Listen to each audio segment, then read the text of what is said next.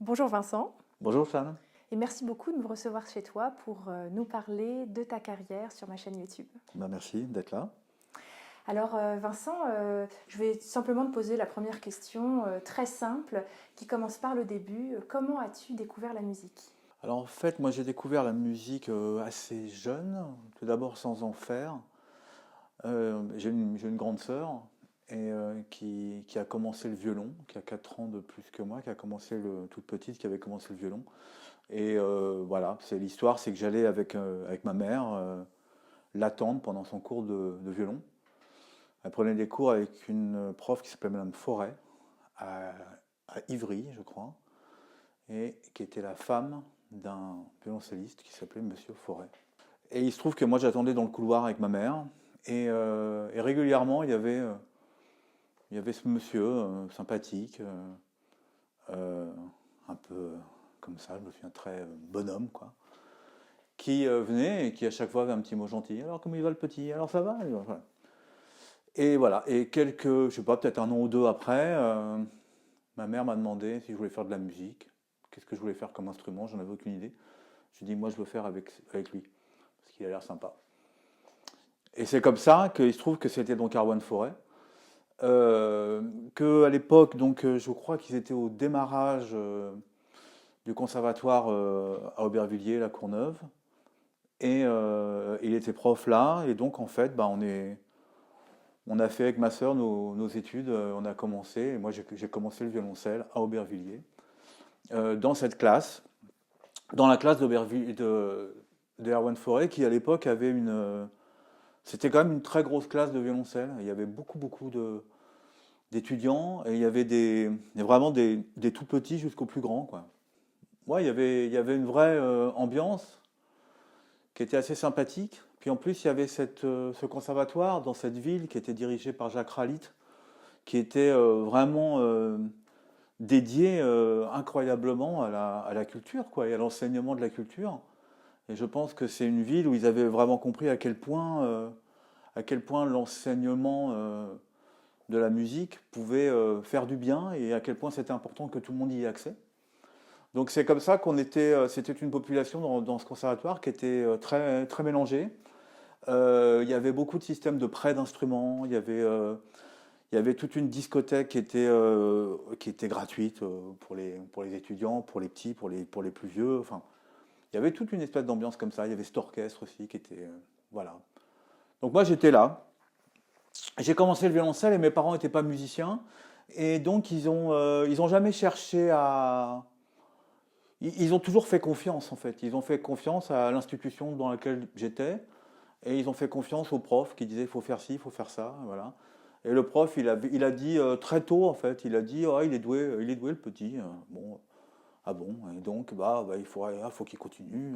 Ça va être un violoncelliste. Bon, ok. Et en fait, ce qui était formidable aussi dans ce conservatoire et dans cette classe, c'est qu'il y avait deux assistants qui ont beaucoup compté pour moi. À savoir, il y avait l'assistante pour les tout petits, qui s'appelait Pascal Michaka, qui s'appelle toujours Pascal Michaka, et qui, quelques années plus tard, m'a donné pas mal de cours particuliers, en plus. Et puis, il y avait l'autre assistant qui s'appelait Paul Pichard, qui lui s'occupait des plus grands, et qui a aussi beaucoup compté pour moi. Parce que, en fait, tout mon parcours a été. J'ai eu beaucoup de chance, je crois. J'ai eu beaucoup de chance. Et ce qui est drôle, c'est que j'ai eu aussi des choses qui sont moins bien passées, ou des déceptions. Mais les déceptions ont toujours déclenché une chance. Et la chance, elle, a fait rebondir sur une autre déception ou sur quelque chose qui réussissait moins bien. Et à chaque fois, ça m'a fait rebondir. Et tout mon parcours, que je vais essayer de raconter sans prendre trop de temps quand même, mais c'est vraiment juché de bornes comme ça, un peu en dents de scie. Et en fait, moi, ce qui s'est passé, c'est que moi, je prenais donc des cours avec Pascal Michaka en plus. Et elle a eu cette intelligence, je pense, je devais avoir peut-être 12 13 ans. À un moment donné, elle a eu cette intelligence de dire, je pense de dire à mes parents, je pense qu'il faut qu'il aille voir quelqu'un d'autre. Et il y a un tas de trucs qu'il faut qu'il passe en niveau, il faut qu'il monte en niveau, et il faut qu'il rencontre quelqu'un qui va être capable de lui faire ce pas. Et elle dit, moi je connais quelqu'un qu'il faut absolument qui travaille avec lui. C'est un jeune violoncelliste qui est un grand ami à moi, qui s'appelle Xavier Gagnepin. Je dis, bon, mes parents, ah bon, d'accord, très bien. Et donc je me souviens très bien, elle a organisé une première rencontre chez elle, où je suis allé, où Xavier est venu m'écouter. Et je me souviens, il était tout jeune, hein, je me souviens très bien, il a écouté, il a fait un truc qui est très très Xavier. Et il a dit, il m'a dit après, formidable, il m'a fait des compliments, il m'a dit que c'est bien, tout ça. Puis j'étais jeune encore, hein. Il m'a dit c'est très bien, il m'a dit c'est un très très beau vibrato. Ah bon, très bien. Il m'a dit le problème c'est que tu n'en as qu'un. Bon, voilà, ça c'est typique. Et ça a commencé comme ça, hein. Et donc j'ai commencé à prendre des cours. Et là, il y a eu une première petite déception. C'est qu'en fait, je pense que les choses sont en train de changer un peu, j'espère. Mais à l'époque, il y avait quand même quelque chose, il y avait pas mal de petites guéguerres entre professeurs, de gens qui s'appréciaient plus ou moins, etc. Bon, bref, c'était des écoles, quoi. Donc on travaillait avec quelqu'un, on n'était pas forcément là. Donc lui il venait de l'école Brizard, voilà, et c'était tout un monde. Et l'école Forêt, c'était un peu un autre monde. Donc c'était un peu pas forcément évident. Et donc, euh, et donc en fait, j'ai voulu faire un stage avec lui. Il était assistant de Brizard et mon prof, il a dit ah ouais, mais non, c'est embêtant. Hein. Oui, mais moi je veux travailler avec Gagnepin. Ah oui, mais non, à ce moment-là, il peut faire le stage, mais juste avec Gagnepin, pas avec Brizard, parce que c'est pas pareil. Je dis bon, moi j'étais jeune encore pour arriver là-dedans, pour me retrouver dans une situation un peu comme ça, avec mes parents qui ne savaient pas trop quoi dire. Bref, et finalement, Brizard a accepté. Il a dit d'accord, il faudra quand même que je le voie une fois. Que je le voie une fois, et sinon il prendra les cours avec Gagnepin. Voilà, donc j'ai fait ce stage. J'ai fait ce stage avec Gagnepin. Et à la fin, là, je sais C'est plus. vachement sympa de la part de Brizard d'avoir accepté ça. Oui, oui. Et là, je sais pas, je crois que j'avais 15 ans maintenant. Je crois que c'était 14 15 ans. Et c'est vrai que c'est quand même des moments. Je crois que dans l'évolution d'une d'une carrière ou enfin même d'un tout début comme ça, d'un tout début, je pense que 15 ans, j'ai l'impression que ces âges-là, l'âge de l'adolescence, tout ça, où on commence à être. Moi, j'avais quand même pas mal progressé, je commençais à jouer vraiment bien, quoi. Et en même temps, avec tout ce qui peut arriver de l'adolescence, je pense que d'être vraiment accompagné et d'avoir des professeurs qui sont là, qui sont prêts à regarder ce qui est en train de se passer et à faire en fonction aussi de ce qui est en train de se passer, c'est vraiment important. Et c'est vrai que là, Gagne-Pain était vachement important, mais et dans ce stage, c'était à Flaine, je me souviens très bien, j'ai joué à la fin, j'ai donc joué pour, euh, pour Brizard. Et il a dit, ah mais il est vachement bien, il faut le présenter au CNSM.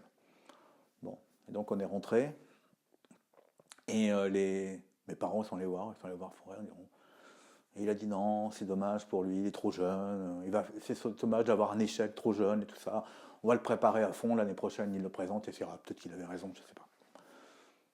Voilà.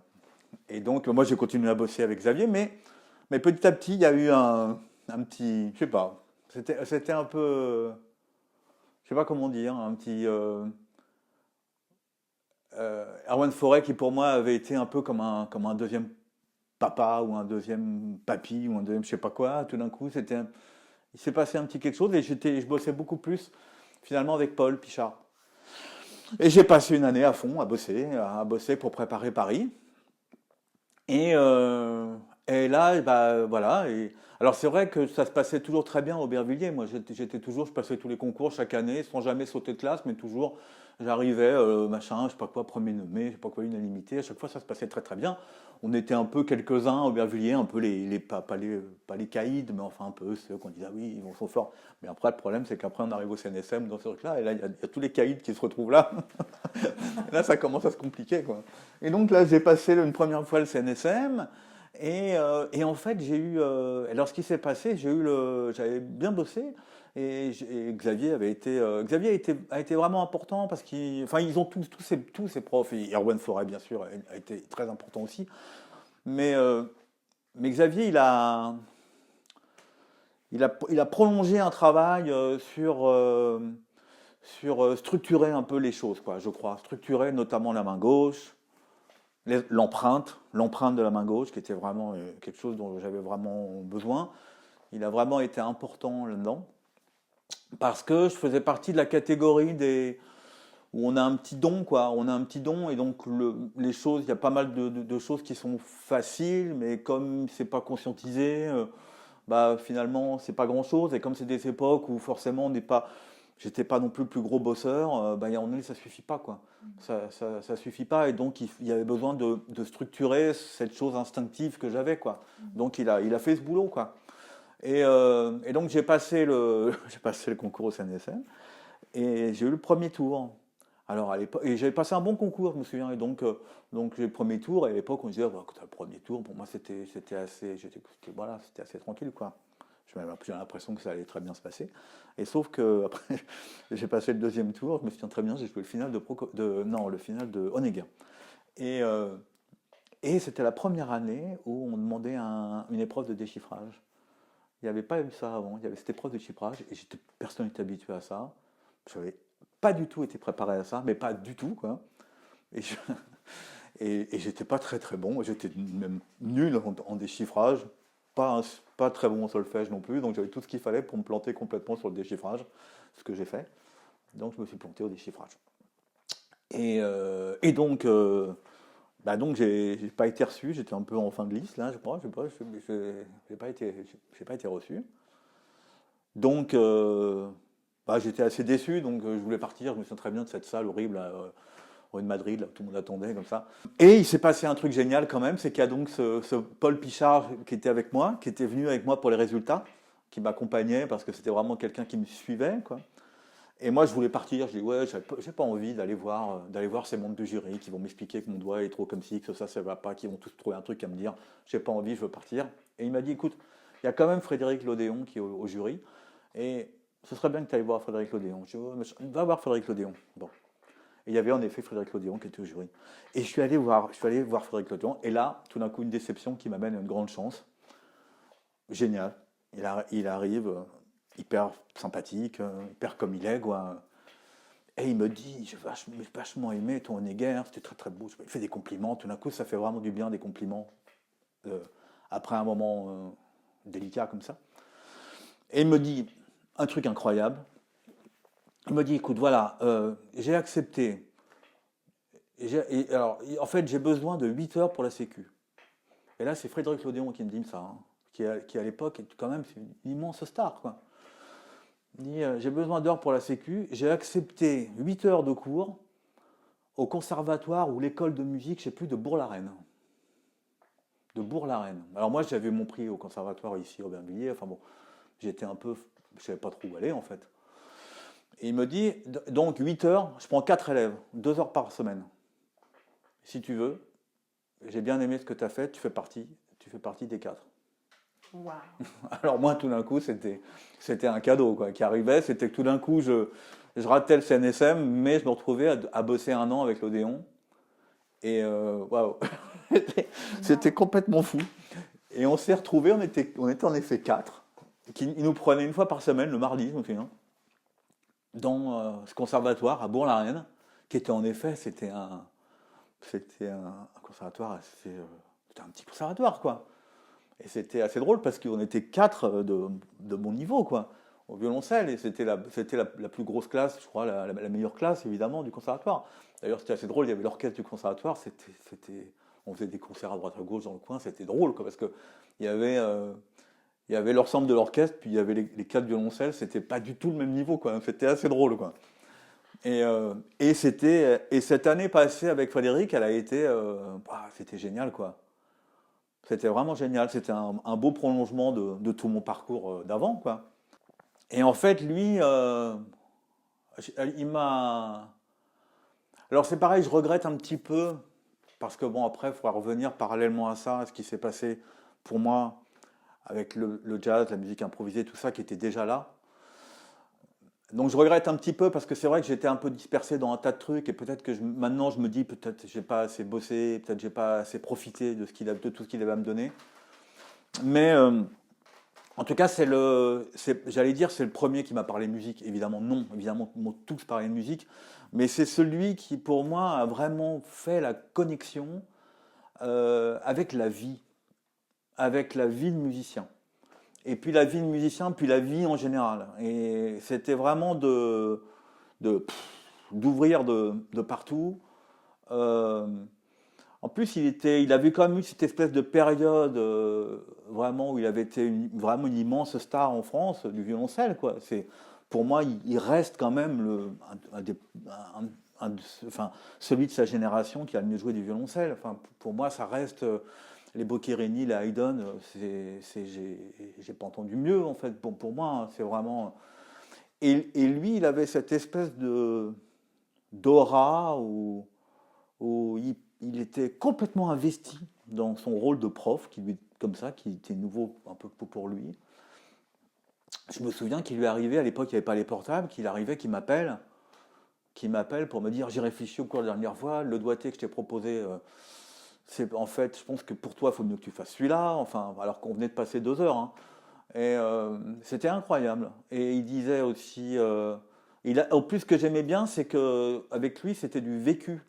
C'est-à-dire qu'on travaillait Schumann, il avait le vécu de l'avoir joué je ne sais pas combien de fois, et donc les doigtés qu'il proposait, ça c'était des choses qui marchaient concrètement. C'était peut-être pas toujours les plus académiques, quoique, mais en tout cas, ça marchait, quoi. On sait que, voilà, ça avait été expérimenté en condition, quoi. Beaucoup. Et j'aimais bien ça. Et puis aussi, il ouvrait je me souviens aussi sur Schumann, par exemple, dans le deuxième mouvement, les doubles cordes. Je me souviens que c'est le premier qui m'a dit, oui, là, tu vois, il me parlait, il me disait, faut que ça ressemble à la voix de Barbara. Il dit, cette descente, là, il faut que ça ressemble à la voix de Barbara. Tout d'un coup, quelqu'un qui me parle de Barbara. Moi, à l'époque, adolescent, j'aimais bien, moi, la chanson française, je connaissais bien, j'étais fan de Jacques Higelin, tout ça. Donc, évidemment, quelqu'un qui, tout d'un coup, à mon cours de violoncelle, qui fait ce lien, quoi. Tout d'un coup, j'ai pas le violoncelle, l'institution, le solfège, le conservatoire, et de l'autre côté, ce qui m'éclate aussi, le reste de la vie d'adolescent, la chanson, la pop musique, le rock, le machin. Tout d'un coup, tac, il y a quelqu'un qui fait le lien. Je suis en train de jouer Schumann, il me parle de Barbara. Je l'avais vu une semaine avant à la télé, ou 15 jours, ou je sais pas quoi, il faisait un truc avec Julien Clerc. Enfin, voilà, c'est des gens qui à un moment donné sont tellement larges et tellement artistes entièrement, que tout d'un coup c'est quelqu'un qui m'a en tout cas qui m'a donné envie en fait, qui m'a juste donné encore un peu plus envie. Encore une fois, ceux d'avant, tout ce parcours que j'ai eu la chance, j'ai eu que des super profs en fait. Mais c'était une espèce d'aboutissement incroyable. Et bon voilà quoi. Et après, et c'est vrai que c'est une chance parce qu'il n'a pas eu tant d'élèves que ça. Il n'y a pas eu tant de. Après, je crois qu'il a enseigné à Lausanne, mais je crois qu'il n'y a pas eu tant de gens qui peuvent dire qu'ils ont été élèves de l'Odéon. Donc j'ai eu une année comme ça. Et je pense qu'il ne s'est peut-être pas rendu compte en fait. Je pense qu'à l'époque, il ne s'est pas forcément rendu compte du bien qu'il me faisait, je crois, tout simplement. Tout d'un coup, il y avait quelque chose qui me ressemblait. En plus, moi, j'avais toujours voulu être. En fait, j'avais jamais eu envie d'être dans l'orchestre. Ça n'a jamais été vraiment mon histoire. La musique de chambre, pas vraiment non plus. Donc en fait, moi, j'avais envie de. Être soliste, c'est un grand mot. Peut-être que j'aurais jamais peut-être pu être soliste dans la musique classique, ou tout du moins pas dans la manière dont c'était fait, mais ça m'a donné envie de me retrouver à faire, en tout cas, à faire mon monde à moi, quoi. Euh, Parce que je me souviens aussi que plus jeune au conservatoire à Aubervilliers, toujours dans cette dynamique qu'il y avait, je reviens un peu à Aubervilliers, il y avait une chose formidable aussi, il y avait beaucoup d'actions culturelles, c'était le début des actions culturelles. Il y avait des partenariats. Il y avait des partenariats avec l'ensemble intercontemporain, où je me souviens très bien, par exemple, avoir eu une masterclass, enfin, quelqu'un qui venait expliquer la sonate de Penderecki, je crois, au violoncelle, comme ça. J'avais vu ça, j'avais dit c'est extraordinaire, je m'étais dit c'est ça que je veux faire. Et je me suis toujours dit, tiens, moi un jour, j'ai toujours hésité entre, je me suis dit, est-ce que j'irais plutôt la musique improvisée, le jazz, ou la musique contemporaine, ou cet endroit-là, mais c'était ça qui m'intéressait. C'était plus ça que de rentrer dans l'orchestre, ça m'intéressait pas en fait, j'avais pas vraiment envie de ça. J'avais envie d'être dans quelque chose que pour moi qui semblait être créatif, quoi, qui semblait être actuel. J'avais vraiment besoin de ce truc-là, quoi. Mais en tout cas, c'est pour dire que c'était vraiment un prolongement, quoi. Tout ça s'est trouvé naturellement. Et puis un truc qui est très marrant. En tout cas, voilà, c'était une grande chance qui m'est arrivée. C'était ça. Et puis, euh, et puis après, parallèlement à ça, je crois que c'est Roland Pidot qui venait de rentrer prof au CNSM. Je crois que c'est ça. Et donc j'ai pris quelques cours, j'ai fait quelques stages et j'ai pris quelques cours avec Roland. Bon, là, c'était super, hein, mais je l'ai pas, j'ai pas énormément de souvenirs en fait. Puis j'étais tellement admiratif de Frédéric. Mais cela dit, j'ai vraiment aimé aussi travailler avec Roland, mais j'ai pas tant de souvenirs parce que j'ai pas travaillé comme certains qui ont vraiment été ses élèves au CNSM. Et donc, ce qui est très marrant, c'est que euh, l'année d'après, donc je représente le CNSM en ayant fait, pour moi en tout cas, des progrès. Pour moi, j'étais plus le même, quoi, hein. Vraiment. Pour moi, j'avais l'impression d'avoir vraiment passé un cap. J'avais l'impression d'être plus violoncelliste, mais peut-être aussi plus musicien, bon, j'avais grandi aussi, j'étais peut-être plus adulte aussi un petit peu. Et alors là, j'ai pas eu le premier tour. Ah non! Et j'ai pas eu le premier tour. Et j'ai jamais très bien compris d'ailleurs, parce que je sais pas, je me souviens pas avoir fait une catastrophe totale. Puis surtout, je me sentais plus fort, quoi. Et mais encore une fois. Une chance qui en découle, enfin qui en avait découlé, ouais, qui en avait découlé un petit peu avant, parce qu'à l'époque il y avait les stages d'été qu'il fallait faire. Bon, j'avais fait les stages avec Roland, j'en ai fait deux ou trois, enfin bon. Puis j'avais fait une bonne année, tout ça. Et en fait, à un moment donné, il va falloir que je revienne un petit peu en arrière à l'adolescence quand je découvre d'autres musiques. Dans ces actions culturelles qu'il y avait à Aubervilliers, il y avait très important. Il y avait des concerts aussi qui étaient présentés et c'était les débuts du festival dans le 93 qui s'appelle Banlieue Bleue, qui est un festival pour le jazz qui est extrêmement important. C'était les débuts. C'est un festival qui a été créé par Jacques Pornon, donc c'est pareil, c'était des gens extrêmement militants. Et évidemment, la ville d'Aubervilliers était vraiment très importante dans ce festival.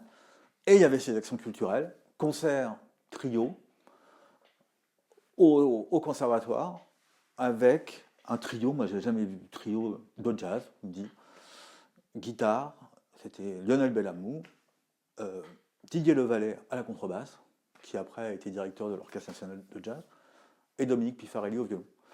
Et moi j'arrive là, j'avais 15 ans, je me souviens très bien de ce moment parce que j'étais avec mon camarade Cyril Tricoire, avec qui on était très potes, on était au même endroit. On est restés très potes d'ailleurs. Et on va écouter ce concert où il n'y avait personne, les gens écoutaient, il y avait 10 personnes qui étaient venues écouter ça, et moi j'avais trouvé ça génial, quoi. J'avais 14 ans, et c'était une espèce de liberté, l'improvisation, c'était un jazz un peu différent, c'était pas ce que j'imaginais que pouvait être le jazz, j'ai pas très bien compris ce qui se passait, mais j'ai écouté, ça m'a vraiment intéressé. Et c'est comme ça que j'ai commencé vraiment à m'intéresser à cette musique-là, et donc, je reviens quelques années après, dans les stages d'été, Didier Levalet, que j'avais découvert là, monte un stage qui s'appelait Jazz dans les cordes. Et c'était à Antony. Et il monte ce truc, et il y avait, dans les profs, il y avait un prof de violoncelle, qui s'appelle Jean-Charles Capon, qui était un violoncelliste très important à l'époque. C'était le violoncelliste de jazz en France. À l'époque, il n'y avait même que lui.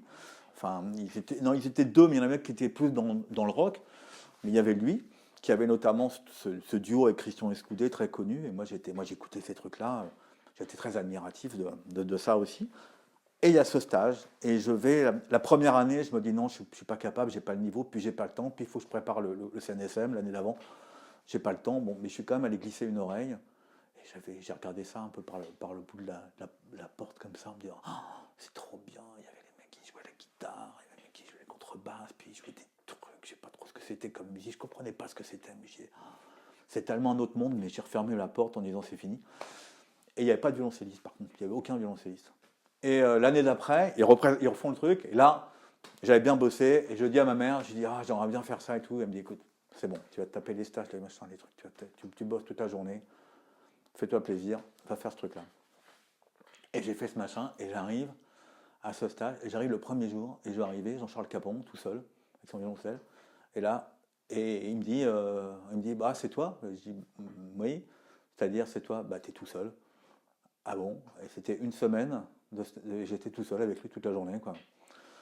Et, Waouh. et ça, c'est encore une chance. Et finalement, j'ai passé cette semaine avec Jean-Charles, qui a été une rencontre hyper déterminante. Tu vas comprendre après pourquoi. Mais donc, et donc, on a passé la semaine à jouer, quoi. On a vraiment passé la semaine à jouer. Et ça, c'était juste avant l'entrée au CNSM. Et je suis devenu très pote avec lui.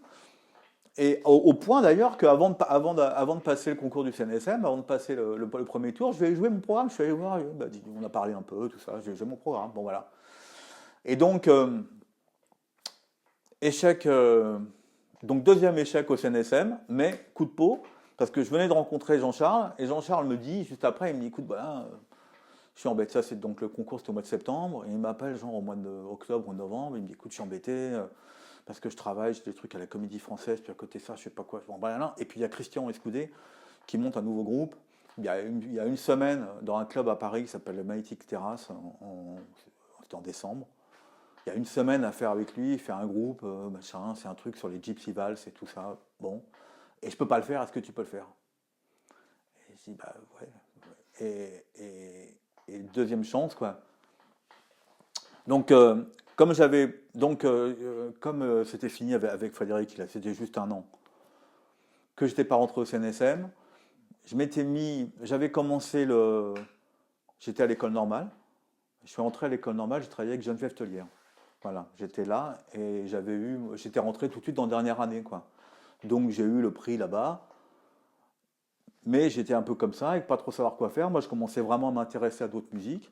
Et le coup de peau, c'est que tout d'un coup, je me retrouve dans cet orchestre avec Christian Escoudé, qui, pareil, à l'époque, c'était une immense star vraiment de la guitare en France. Il avait fait tous ses duos avec John McLaughlin et tout. Enfin, c'était bon. Et je me retrouve dans un club à Paris avec lui. Et j'étais à la place de Jean-Charles. Et l'orchestre qui jouait, c'était des gens beaucoup plus vieux que moi. Il y avait un musicien américain bien connu qui s'appelle Jimmy Gourlay, qui était un guitariste très swing et pop, vraiment le mec, il avait joué dans les années 50 les Américains à Paris, quoi, années 60. Albiculas, qui avait joué avec tous les Américains à Paris, enfin le mec il connaissait tout le monde, enfin c'était incroyable. Et à côté de moi, hein, comme tu es là, Marcel Azola. Marcel Azola, quoi. Le Marcel Azola de Chauffe Marcel de Jacques Brel, mais de tout le reste. Marcel Azola, c'est un des plus grands musiciens avec qui j'ai joué. C'était un mec incroyable, incroyable. Et donc, moi, je me retrouve, j'avais même pas 18 ans, et je me retrouve là à jouer avec ces gens-là, quoi. Et- mais ce qui est drôle, c'est que moi, c'était une musique que je connaissais pas, en fait, du tout. Et je me retrouve à devoir improviser sur des grilles en ré bémol, avec pas une corde à vide qui marche, avec de la valse musette qui va hyper vite, avec les accords qui changent sans arrêt. J'étais perdu, quoi. Complètement perdu. Bon, en tout cas, Christian Escudé me dit un truc génial. Il avait ce truc, il était très paternaliste. Il avait tout bon fils, un peu comme ça, avec la moustache, tout ça. Bon fils. Après les concerts, il me dit joue les notes de l'accord. Voilà, c'est tout. Tu les joues dans le sens que tu veux. Tu essaies de trouver un chemin entre les accords, entre eux. Voilà. Tu joues pas forcément la tonique toujours sur le premier temps, mais tu te balades là-dedans et tu vas trouver ton chemin. Ah bon. Et j'ai commencé à bosser ça, petit à petit, à bosser, essayer de me trouver mes chemins en jouant les notes de l'accord. C'est-à-dire qu'il y avait marqué Ré mineur 7, jouer Ré fa la do, quoi. Et je commençais pas à jouer les accords au milieu, quoi. Et je ne commençais pas à jouer les notes de passage tout de suite. Déjà, au départ, jouer ça et d'essayer de me trouver un chemin avec ça. Et puis voilà, j'ai commencé à bosser. Et puis on a fait cette semaine. Et puis juste après, mais pareil, j'avais 17, 18 ans, je sais pas. Et il me dit, écoute, ça s'est bien passé, c'est toi qui as commencé, tu continues. Tu fais la suite. Et j'étais un peu embêté pour Jean-Charles. Alors j'ai dit à Jean-Charles, écoute, voilà, il me dit ça. Il me dit, c'est très bien, vas-y, fais-le. Et ça, j'ai jamais oublié ça. Et je sais qu'en ce moment, peut-être qu'on parlera après, toute la démarche que je fais, que j'essaie de faire maintenant, à l'âge que j'ai sur les jeunes, c'est lié à ça. C'est le fait de dire, le gars, à l'époque, il était quand même quasiment tout seul. Tout d'un coup, il y en a un autre qui arrive, un gamin, et ben, il m'a tout de suite il m'a tout de suite fait bosser. Alors après, ça l'arrangeait aussi parce qu'il avait besoin de se faire remplacer. Mais enfin, n'empêche qu'il m'a tout de suite dit, vas-y, fais-le. Et Christian Escoudé me dit, bah écoute, voilà, on va enregistrer le disque. Ah bon, on fait un disque? Ok, on fait le disque pour Polygram Jazz. Polygram Jazz, mais pour moi, c'était pas un label indépendant. À l'époque, c'était énorme, Polygram Jazz. Et simplement, là, il y aura un batteur, il y aura 2 batteurs, en fait, qui y aura Philippe Combet, qui est un mec assez connu aussi en France, et Billy Hart à la batterie. Billy Hart, quoi. Et moi, je me retrouve en studio avec Billy Hart, qui est pareil, une immense star américain qui a joué avec tout le monde. Enfin, et je me retrouvais là, voilà. Je me suis retrouvé tout de suite en studio acoustique à Paris, un des plus gros studios de Paris. Enfin, je me suis tout de suite retrouvé là, voilà. Et finalement, c'est encore voilà, finalement, c'est un événement qui en a déclenché un autre et qui fait que je suis là. Et puis que finalement, ça m'a aidé aussi à pas regretter tant que ça le fait de ne pas être rentré au CNSM à l'époque, quoi. Voilà, c'est passé comme ça. Et parce qu'en fait, si j'ai quand même envie de revenir un petit peu en arrière. Moi, la musique à la maison, depuis tout petit, il y avait de la musique à la maison. J'entendais évidemment ce que jouait ma sœur. Et puis il y avait les quelques disques de mes parents, il y avait des trucs, c'était pas mal, hein.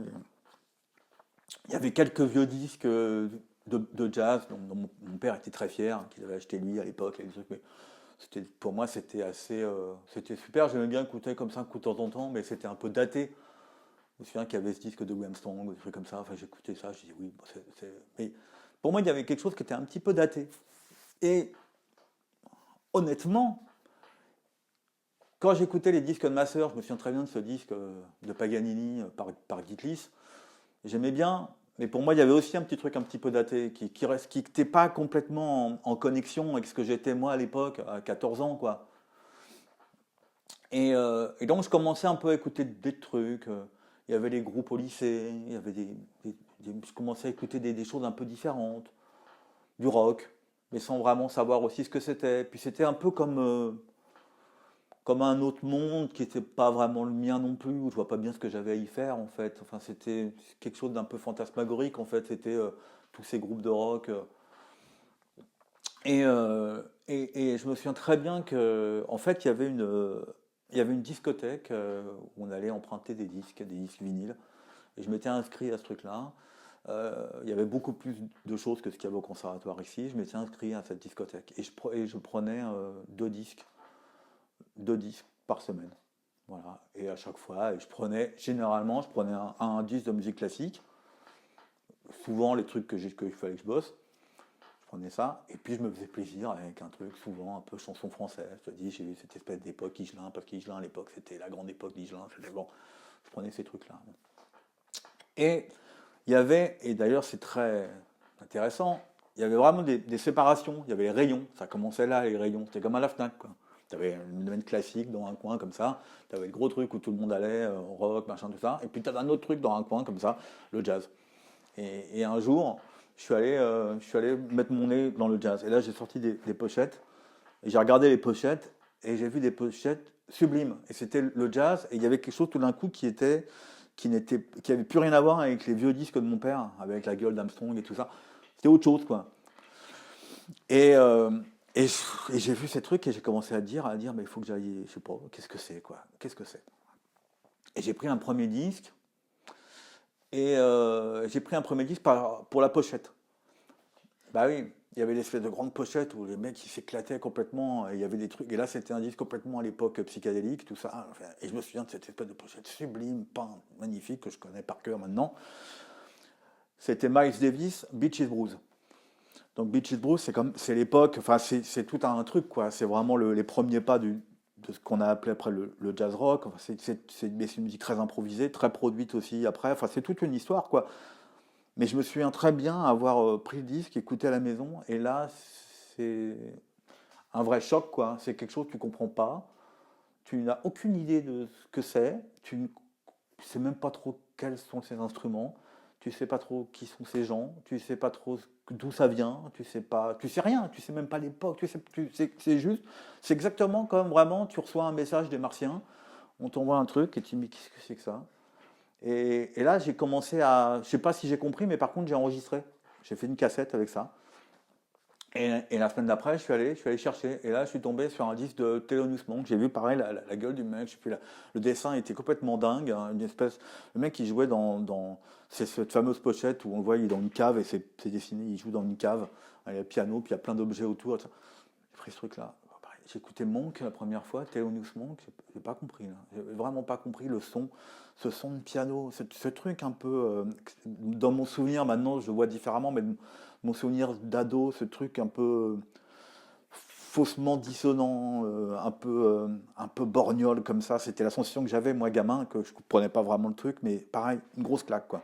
Et j'en ai eu comme ça un tas de trucs, mais de toutes les époques. Comme je connaissais rien, je prenais n'importe, je peux aller aussi bien à Thelonious Monk, que je me souviens après être allé plus dans la free music, je me souviens d'un disque de Eric Dolphy. Après, tout d'un coup, je suis tombé sur Ornette Coleman, puis bien avant ça, je suis retombé sur Lester Young.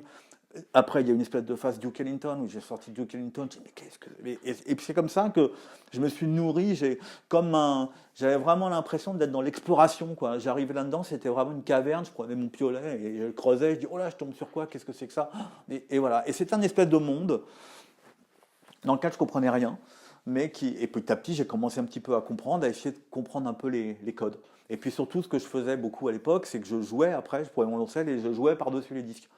Je jouais, mais j'avais aucune notion d'harmonie, hein. Je crois que je connaissais même pas le chiffrage américain. Enfin, je jouais, quoi. Je jouais des trucs. Et en fait, souvent, ça marchait pas.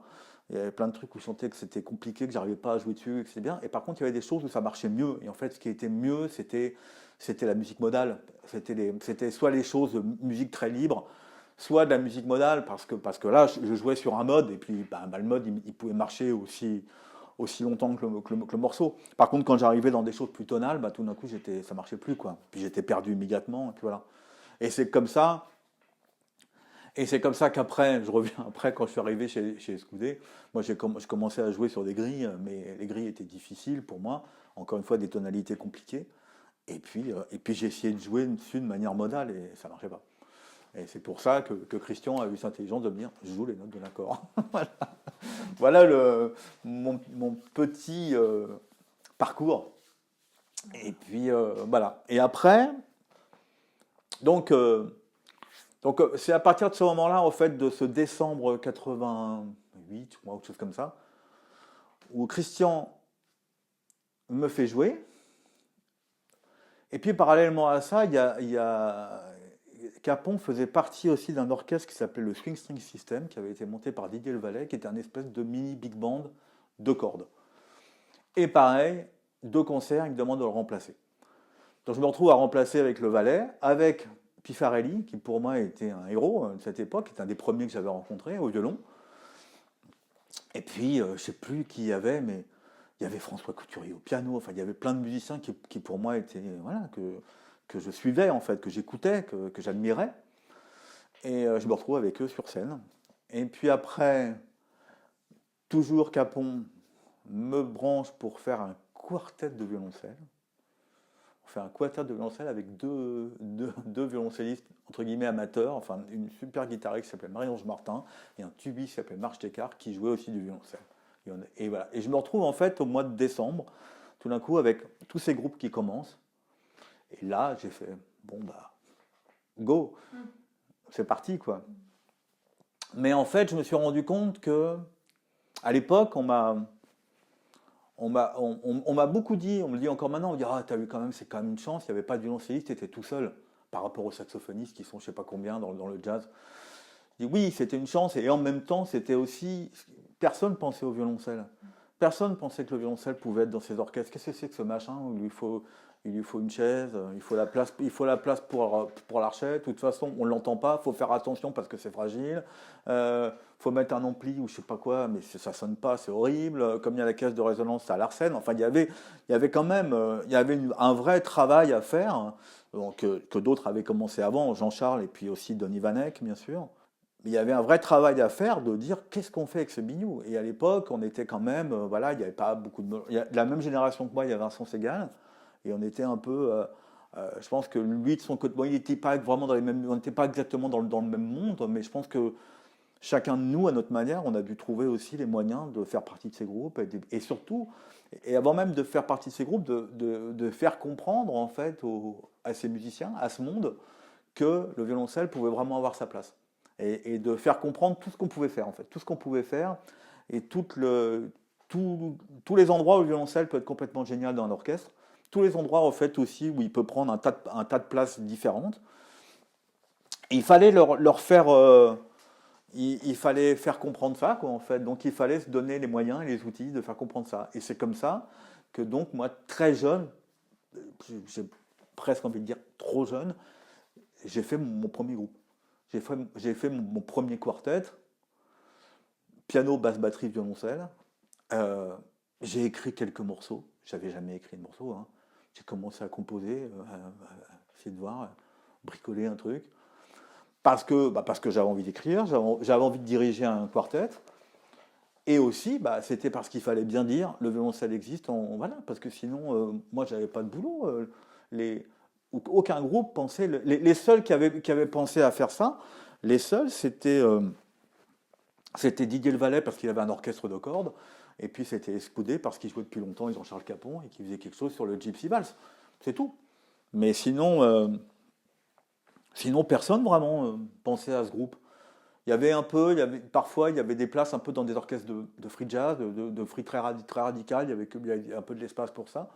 Mais sinon, il y avait un peu il y avait tout à créer, il y avait tout à dire, il y avait tout à inventer. Mais alors par contre, c'était vraiment, encore une fois, c'était vraiment un travail, quoi. Mais en même temps, moi, ce qui m'intéresse encore maintenant, et ce qui, je crois, finalement guide ma vie encore aujourd'hui, c'est l'exploration. C'est ce qui m'intéresse chez les musiciens, c'est cette sensation d'exploration, quelle que soit la musique qu'on fasse, en fait, quoi. C'est cette sensation d'aller chercher qu'est-ce qu'on fait avec cet instrument, quoi. Qu'est-ce qu'on fait? Voilà. Et pas seulement les techniques de jeu, c'est pas seulement dire tiens, je pourrais faire comme ci, comme ça, c'est aussi de vraiment chercher de la musique qu'on peut jouer avec, comment on peut l'intégrer, voilà. Et c'est ça qui m'a passionné. Donc j'ai fait ce premier groupe, j'ai fait ce premier quartet, et j'ai commencé à avoir quelques petits bouts de concert. J'ai commencé à avoir un petit article dans, je sais plus, dans Jazz Magazine, je sais pas quoi, qui dit que ça existe, puis les choses ont un peu commencé comme ça. Et à cette époque-là, tu faisais plus de classique du tout? Non, après, ce qui se passe, c'est que j'avais quand même, mine de rien, toutes ces années, même si je sais que j'étais peut-être pas le plus gros bosseur, mais j'ai quand même passé un paquet d'années à travailler mon violoncelle. J'étais en horaire aménagé. Après, alors, j'étais au lycée Racine. Après le lycée Racine, après, j'étais carrément plus du tout, j'étais en cours par correspondance. J'ai passé mon bac, j'ai eu mon bac en cours par correspondance, moi. Bon. Donc, j'ai quand même passé du temps à bosser mon violoncelle. Et là, tout d'un coup, c'est vrai, quand j'ai commencé à découvrir le jazz, tout ce monde de musique que je connaissais pas, mais que j'adorais. L'harmonie. Moi, j'avais fait de l'harmonie. L'harmonie, moi, j'avais fait ça au lycée Racine, quoi. J'avais fait ça au lycée Racine, le chiffrage, quoi. Ça s'arrêtait là. C'était pas de l'harmonie, mais bon, après, c'était la manière de chiffrer, d'organiser l'harmonie, c'est un peu différent dans le jazz, mais enfin, ça reste de l'harmonie, ça reste un peu la même chose. Donc, il a fallu me plonger là-dedans. Après, adapter ça au violoncelle, réussir à jouer, réussir à comprendre. Moi, au début, je jouais sur une grille, j'étais perdu au bout de 4 mesures, quoi. Enfin, c'est de réussir à sentir les cycles, à jouer dessus. Enfin, c'était un boulot énorme, hein. Enfin, c'était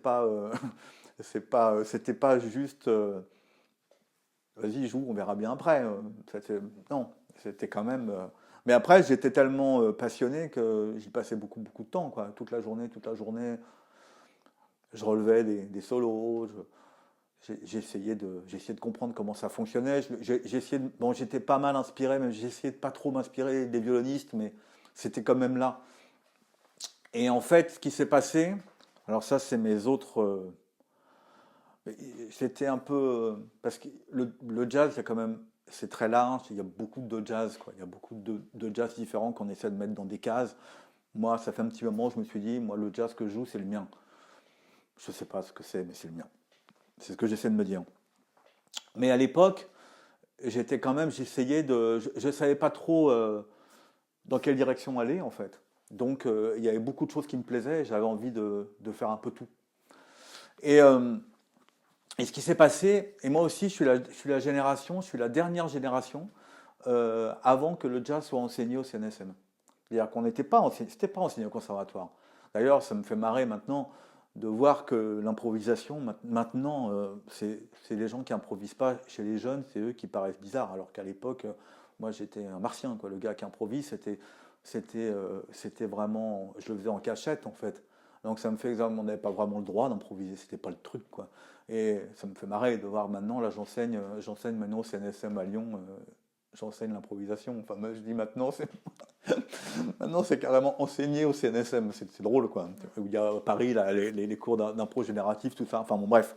Mais le jazz, en tout cas, le jazz, il n'y avait pas encore une classe de jazz au CNSM. Donc, moi, je suis de cette génération-là, avec pas mal d'autres, hein, avec toute cette génération des Benoît Delbecq, Noël Achoté, Guillaume Horty, Corneloup, Tortillé. Enfin, il y a toute une bande comme ça, Julien Louraud. Enfin, toute une bande où on n'était pas au CNSM. Et nous, notre CNSM, c'était un lieu à Paris, à Montreuil, qui s'appelait les Instants Chavirés, qui était un club où on se retrouvait là et ça jouait tous les jours. Ça jouait tous les soirs. On ne jouait pas tous les soirs, mais en tout cas, on était tout le temps un peu là, à écouter les concerts, à se connaître, à se rencontrer, à tenter des trucs, etc. Donc moi, c'est vraiment là aussi que j'ai commencé à rencontrer avec les gens avec qui je jouais. Et puis aussi à creuser un peu la musique. Mais moi, ce qui s'est passé aussi, c'est que très rapidement, j'étais plus chez mes parents. Enfin, très rapidement, enfin, je sais plus, je crois que j'avais peut-être 18 ou 19 ans, quelque chose comme ça, ou 20, peut-être 20 ans. Et donc, il fallait que je me débrouille aussi pour vivre. Et c'est vrai qu'à l'époque, je me sentais un tout petit peu complexé venant de la musique classique. J'avais l'impression qu'il y avait des gens autour de moi de mon âge qui savaient tellement mieux jouer que moi et qui savaient tellement ce qu'ils voulaient faire comme musique, qui avaient tellement l'idée de la musique qu'ils voulaient faire que moi je savais pas trop. Moi j'avais plein de choses qui me plaisaient dans le jazz, c'était une musique que je découvrais en fait, donc j'allais chercher un peu partout, alors qu'ils étaient déjà dans une direction très précise que moi j'avais pas. Donc j'ai monté ce groupe, bon, qui était ce qu'il était. Euh, j'ai eu une espèce de boulimie totale d'écouter de la musique, j'écoutais tout, tout, tout, tout, tout. J'écoutais tout, j'enregistrais tout. J'enregistrais, il y avait des trucs que j'aimais pas, mais je les enregistrais quand même en me disant peut-être qu'un jour tu vas comprendre, là tu comprends pas. Mais je prenais tout, j'avais des placards entiers de cassettes que j'enregistrais. Et puis aussi, il fallait que je commence à travailler, à gagner ma vie en fait, concrètement. Et en fait, j'ai assez vite compris que bah, le fait de finalement de pas trop savoir ce que je voulais faire, de pas trop savoir ce que je voulais faire comme musique, ça pouvait être une chance. Et que justement, j'allais apprendre. J'allais apprendre avec tout le monde, y compris avec des choses qui étaient plus compliquées pour moi, ou même des choses que j'aimais pas vraiment. Mais je me suis dit que j'aurais toujours quelque chose à apprendre là. Donc, bah, j'ai commencé à jouer. J'ai commencé à jouer avec plein de gens différents, dans plein de contextes différents. À l'époque, il y avait pas mal aussi de séances de variété, ce qu'on appelait les séances de variété, les télés, les machins. Mais j'en ai très peu fait. Ça m'a très vite. Bon, ça m'ennuyait. Et deux, j'ai senti que c'était un piège en fait. Parce que c'était quand même une espèce de manière de gagner de l'argent relativement facilement. On arrivait pour une séance. Si on était dans l'espèce de famille des séances, des gens qui appellent tout le temps, bon, on était appelés régulièrement. On se retrouvait, j'en ai fait deux ou trois. J'ai fait deux, trois trucs où j'ai joué quand j'écoutais souvent ce qu'il y avait dans le casque, quand on enregistre, je trouvais ça tellement affligeant souvent. Je me suis trouvé à jouer, à faire des rondes et des blanches derrière des chanteurs vraiment connus, mais vraiment nuls, quoi. Ça m'a pas plu. Puis j'ai senti que c'était un piège, je me retrouvais dans une espèce d'orchestre, puis c'était facile en fait. On t'appelle, tu vas, tu joues, tu fais tes blanches, tes rondes, t'écoutes un truc, c'est nul, tu t'en fous. Tu t'en vas, tu rentres, après on t'appelle pour faire une télé, je sais pas chez quel crétin, un dimanche après-midi. Tu arrives, tu fais des rondes derrière un truc qui n'a aucun intérêt, et tu fais mais j'ai fait tout ça pour ça. Et pourtant j'avais besoin de gagner ma vie. Mais j'ai dit non, c'est pas pour moi en fait. Donc, donc, donc je me suis un peu grillé de ce truc-là. Enfin, je me suis pas grillé, mais j'ai dit c'est pas pour moi, quoi. Et j'ai dit par contre je veux bien le faire. Et là, je reviens à mon truc un peu de soliste et je me suis carrément un peu comment dire, pour mon âge, j'étais un peu gonflé et peut-être un peu prétentieux, mais je l'assume. J'ai dit moi je veux bien faire ces trucs-là, mais je veux qu'il y ait un seul violoncelle. Je veux juste être soliste, quoi. S'il y a un truc à faire vraiment précis sur un moment, et puis s'il y a éventuellement des bouts de trucs à improviser, bah, je peux aussi les improviser, je peux faire un peu n'importe quoi, je peux faire tout, mais moi je veux être tout seul, quoi. C'était une démarche, mais je sais très bien pourquoi je l'ai fait, hein. C'était un peu, je pense qu'il y en a peut-être à l'époque qui ont dit, non, lui, il a un peu le melon, peut-être, ils se sont dit, mais je dis, m'en fous, au moins c'est assumé, comme ça il y a un tas de trucs que je ne ferai pas. Et c'est comme ça que je me suis retrouvé à faire plein de choses dans mon milieu, le milieu du jazz et tout ça, mais aussi plein d'autres choses. Pas mal de musique de film et des trucs qui étaient assez intéressants. Et là, j'ai vraiment appris avec tout un tas de gens aussi dans ce monde-là. Je me souviens, bon, notamment dans les choses qui ont été marquantes, il y a le disque et les répétitions et les concerts que j'ai fait avec Rita Mitsuko. C'était génial. Là, tout d'un coup, parce que là tout d'un coup, c'est une vraie leçon d'humilité quand on vient de la musique classique. On voit des gens qui ont pas du tout le langage qui vient du même endroit. Ils viennent pas du conservatoire, ils viennent pas de tout ça. Mais par contre, ils ont un univers à eux qui est complètement dingue et ils créent vraiment quelque chose et c'était absolument passionnant. Par exemple, et puis il y en a eu plein d'autres. Mais eux, c'était comme vraiment, bon, surtout à l'époque, c'était, puis encore maintenant, ça reste quand même un des groupes phares de cette époque-là, quoi. Mais voilà, ça c'était mon petit passage dans la vingtaine. Mais après, dans le jazz, pour moi, je copiais un peu, je m'inspirais pas mal des violonistes, mais il y avait quelque chose qui ne me plaisait pas. J'avais l'impression qu'en fait, j'étais pas très, très, très, très bon. Euh, le résultat n'était pas vraiment satisfaisant. Et puis, j'avais peut-être fait un rejet un peu de la musique classique à ce moment-là, pendant quelques années. Et j'avais une tendance pour swinguer, pour tout ça, euh, des instruments à archet qui venaient pas mal évidemment de, de Warlop et de Grappelli. Et puis après Ponty, et puis après Lockwood. Et puis, il y avait ce truc de jouer, il jouait, et moi je faisais ça aussi, avec ça d'archet à la pointe, parce que ça donne cette espèce de vélocité et de swing en fait, pour jouer le ternaire. Puis il y avait voilà, c'était comme ça qu'on jouait et qu'on joue le jazz en fait. Donc je faisais ça. Mais peut-être que je le faisais pas si bien que ça déjà, premièrement, et puis je sais pas, ça me suffisait pas quoi. J'avais l'impression d'être. Alors j'avais déjà fait plusieurs disques sous mon nom, j'avais enregistré mon groupe, tout ça. Et, euh, et quelques. Et il y a eu une chance comme ça encore, vraiment un moment déclencheur dont je me souviens très bien. J'avais été, mais là je commençais quand même à pas mal tourner avec mes groupes et tout ça, mais j'ai été invité en Allemagne, à Baden-Baden. Il y avait quelque chose qui s'appelait New Jazz Meeting, je crois que c'est ça. C'était un gars qui organisait dans une radio, là-bas, à Baden-Baden, il y avait un studio de radio. Il invitait, je sais pas, une dizaine de musiciens d'un peu partout dans le monde. Il les enfermait dans le studio pendant une semaine. Chacun amenait des bouts de trucs, des morceaux, des machins, et on préparait un concert. Et tout était enregistré. Et voilà. Et je me suis retrouvé là, et j'ai été invité là. Et je me suis retrouvé à cette première session. Et je me souviens, bon, j'ai rencontré des amis qui sont devenus très chers entre-temps, comme je me souviens, notamment c'est là que j'ai rencontré Sylvie Courvoisier, Jim Black et bien d'autres. Mais je me suis retrouvé au même moment que Joachim Kuhn. Il y avait Joachim Kuhn au piano, et Joachim a proposé un trio. Genre, il voulait faire un trio classique, quoi, piano, violon, violoncelle, avec Dominique Pifarelli qui était là aussi. Et donc il avait écrit un espèce de morceau, et puis c'était très improvisé, très libre, et on a enregistré, et tout coup ça m'a ouvert une fenêtre, quoi. C'est-à-dire que tout d'un coup j'étais plus avec ça d'archer à la pointe, tout d'un coup je jouais du violoncelle, tout le background que j'avais revenait là, le son du violoncelle, le vrai son du violoncelle, ce pourquoi je faisais cet instrument, entre guillemets, tout d'un coup, dans cette manière de jouer, dans ce morceau qu'avait écrit Joachim, qui était peut-être beaucoup plus libre qu'un jazz plus trad, je ne sais pas, dans son morceau, ça m'a ouvert une porte, je me souviens, j'avais une espèce de solo à faire, où tout d'un coup, j'ai commencé vraiment à allonger l'archet, à sortir du son, à pas chercher systématiquement à phraser, à aller plus dans la profondeur, quoi, dans la profondeur de mon instrument, et de faire un espèce de lien avec avant, avec mes études en fait, avec le violoncelle. Et ça a commencé à faire une espèce de connexion. Et ce qui est marrant, c'est qu'à partir de ce moment-là, ça a déclenché plein de propositions qui sont arrivées,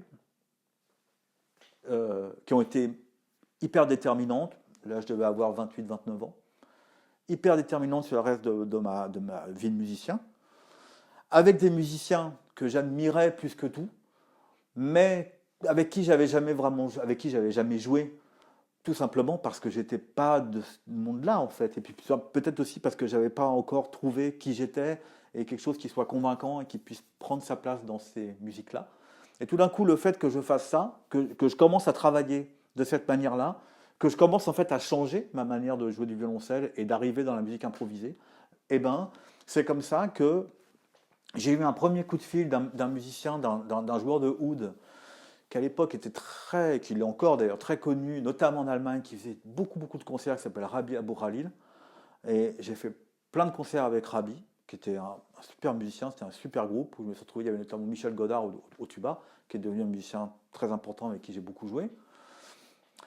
Et puis surtout, moi, j'avais découvert un disque très important pour moi quand j'avais 20 ans, mais en me disant qu'est-ce que c'est que cette musique, encore une fois, et puis à quel point je voyais une connexion avec la musique classique, avec la musique contemporaine, avec la musique traditionnelle, avec le jazz, avec l'improvisation. C'est un disque de Luis Clavis qui s'appelle Chine, avec cette pochette magnifique, une photo de Guy Lequerec qu'on voit ici. Et je me souviens de cette. Et j'avais ça, et pour moi, c'était un groupe phare et un musicien phare de l'époque, qui l'est toujours d'ailleurs. Et un jour, Luis Clavis m'a appelé, en fait. Il m'a appelé pour qu'on joue ensemble. Et on joue encore ensemble, mais on a passé, ça peut-être pas une dizaine d'années, à tout le temps jouer beaucoup ensemble. Et pour moi, c'était vraiment. C'était un musicien qui a beaucoup compté. C'est comme ça aussi, après, et après, j'ai commencé un peu à jouer avec toute cette génération. Évidemment, j'ai joué aussi avec Michel Portal, pareil. Pour moi, Michel Portal était exactement. Enfin, c'était un de ses phares, quoi. Un de ses phares, un de ses pères de pour moi, ce qui correspondait au jazz européen, à savoir un jazz qui se nourrit du jazz américain, mais qui se nourrit aussi de la musique classique, qui se nourrit de la musique contemporaine, qui se nourrit de tout, en fait, ce qui l'entoure, qui est ce qu'on a appelé ce jazz européen, dont finalement Joachim Kuhn faisait partie, et Joachim a été un peu qui a ouvert pour moi cette porte sur ce jazz-là, que je connaissais, mais auquel je n'avais pas accès. Et tout d'un coup, changeant mon jeu, ça s'est ouvert là. Et c'est comme ça que j'ai commencé. Et c'est vrai que Michel, moi j'avais des disques, je me souviens notamment Turbulence, puis les autres aussi, enfin, mais disques où il y avait vraiment, c'est pareil, cette musique qui est inspirée de tellement de choses. Euh, qui a aussi beaucoup chez tous ces musiciens, notamment Louis Clavis et tout ça, et Michel, évidemment en première ligne, une qualité de son. Une qualité de son qui en fait vient en effet de la musique classique, une qualité de son sublime. Euh, Michel aussi faisait partie aussi quand même et fait partie de ces musiciens qui jouent Mozart, Brahms et de la free music et qui font Château Vallon et qui a fait des remplacements chez Duke Ellington et qui a enregistré avec Berlioz. Enfin, c'est voilà. Et tout d'un coup, je dis voilà, là on y est là. Là tout d'un coup, tout fait sens. Tout fait sens en fait. C'est-à-dire que j'avais l'impression avant ça d'être fasciné par un tas de musiques qui ne se retrouvaient pas. Et là, de trouver un axe, de trouver l'endroit où toutes ces musiques se répondent. Et où toutes ces musiques passent par le même endroit. Et cet endroit qui correspond aussi à une chose finalement que j'ai comprise à ce moment-là, qui était l'instrument. Toutes ces choses passaient par l'instrument. Euh, euh, Sclavis, il y en a d'autres, hein, je sais pas, Bernard Lubat, Drouet, enfin tous ces musiciens-là, c'est des gens quand même, c'est des créateurs, c'est des chercheurs, c'est des explorateurs, c'est tout ce qu'on veut, mais au milieu, il y a l'instrument. Il y a, il y a un socle, il y a un axe instrumental qui est le point de départ en fait, qui est le point de départ voilà. Et à partir de ce moment-là, de comprendre et c'est là aussi où j'ai commencé à comprendre l'intérêt de la routine du violoncelle, de l'entretien du violoncelle, de la technique, d'avancer, d'être de plus en plus fort aussi techniquement, de connaître de mieux en mieux. Donc tout d'un coup, hop, tout revenait en arrière, y compris l'enseignement de Xavier, avec toutes ces histoires d'empreintes, d'avoir des empreintes les empreintes vont avec des modes et des accords, donc évidemment de les avoir tout de suite sous la main. Donc d'avoir ce désir de réussir à être de plus en plus costaud sur l'instrument, de manière à ce que tu as l'impression que tout soit plus possible. C'est jamais complètement possible, mais un peu plus, quoi. Et c'est à partir de ce moment-là où tout a un peu changé. La musique que moi je faisais, que j'écrivais pour des groupes, a commencé aussi à vachement évoluer, à changer, à être plus précise, à être moins dans 50 directions et puisse être et de réussir en fait enfin à assumer, comme je te le disais tout à l'heure, de faire une musique qui était la mienne, de faire un jazz qui est le mien, qui est inspiré de ma vie, quoi, qui est inspiré de tout ce background, mais aussi de ce que je découvre maintenant. Et puis bah ça s'est jamais vraiment arrêté, en fait. Et puis après j'ai beaucoup écrit de musique aussi. J'ai beaucoup écrit de musique sans avoir la prétention d'être un compositeur, mais d'écrire vraiment des prétextes à faire jouer des groupes, à faire jouer des gens, des prétextes à improviser. Voilà, et puis je me suis pas mal questionné en fait tout le temps justement sur la manière de faire cette musique et quelle est sa place et comment réussir, et ça c'est encore aujourd'hui un travail quotidien, comment réussir à faire tomber ces barrières, quoi. Comment réussir à ce que dans cette discothèque ou avec ces compartiments, de réussir à dire mais pourquoi finalement le jazz était si loin de la musique classique? Pourquoi il a fallu mettre au milieu la chanson française? Et pourquoi, pourquoi les Stones étaient si loin des Sex Pistols? C'était dans le bac, c'était juste par ordre alphabétique? Ou parce que, enfin, tu vois, de se dire, mais pourquoi est-ce que tout ça, on ne peut pas les trouver, les liens, et trouver un lien qui va être le tien?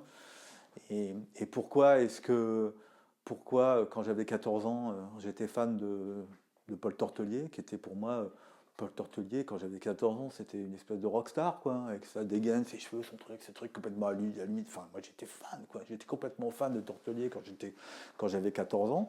Et pourquoi, quand j'ai découvert Michel Portal, pour moi c'était comme un autre monde, ils n'étaient pas si loin, hein, finalement. Ils n'étaient pas si loin. Et, euh, et voilà. Après, maintenant, en ce moment, je suis vraiment en train de...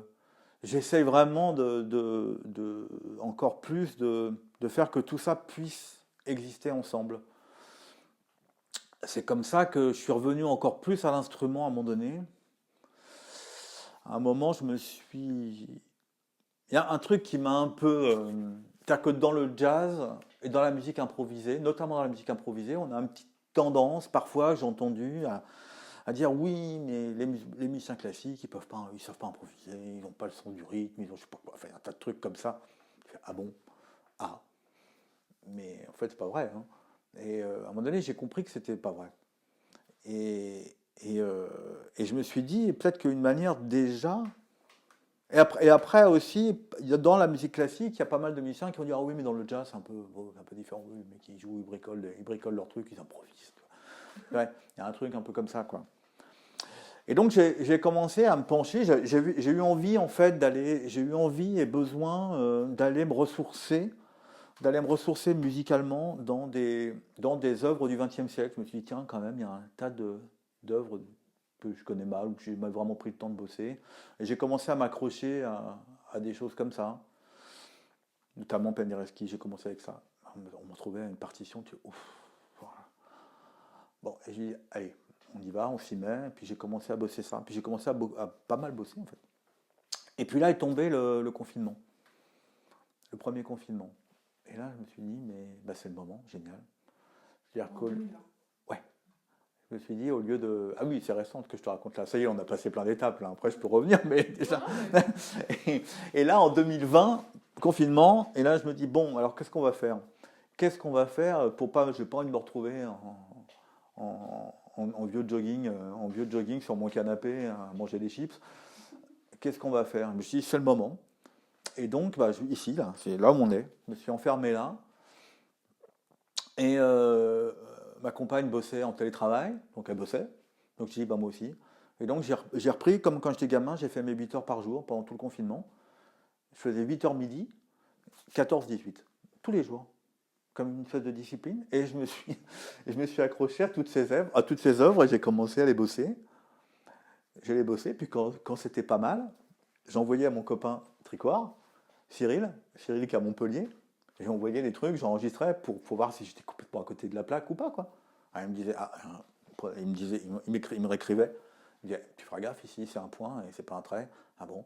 Et là, tu as fait tes deux liés, mais fais gaffe parce que le tempo, nanana, et la respiration, elle est là. Et donc, ça veut dire que, ah oui, d'accord. Nanana, il me faisait mes retours, je corrigeais, je reprenais. Nanana. Et quand j'avais un truc qui était bien, je l'enregistrais propre, j'envoyais, j'ai dit ça va. Puis comme il disait ça va, c'est bien, je dis cool. Et là, j'enregistrais et je l'envoyais au studio avec qui je travaille, qui est à Avignon. Je leur envoyais ça, ils mixaient, ils faisaient le son, nanana, tout ça. Hop, ils me l'envoyaient. Et puis on le mettait sur les réseaux, je sais pas quoi. Puis voilà.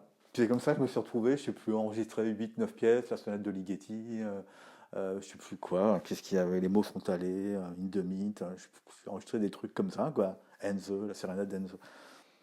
Et bon, voilà, c'était le début d'un boulot, quoi, où je suis revenu beaucoup, à partir de ce moment-là, je suis beaucoup revenu à l'instrument. Alors je suis revenu à l'instrument à l'époque, j'ai fait ça un, un peu comme un petit challenge personnel. Mais maintenant, maintenant que je l'ai fait, je suis passé à une espèce d'envie de découvrir un tas de trucs. Donc, tas de trucs sur lesquels je suis passé à l'époque, hein, parce que j'ai pas eu le temps de voir tout ça, moi. Donc, il y a un tas d'œuvres que je travaille maintenant. Je travaille pas forcément dans le but. Enfin, je travaille surtout dans. Mon idée, c'est surtout, et maintenant, c'est plus seulement la musique contemporaine, mais aussi. Mais c'est surtout dans le but de nourrir, de me nourrir en fait, de nourrir la création et de nourrir l'improvisation, etc.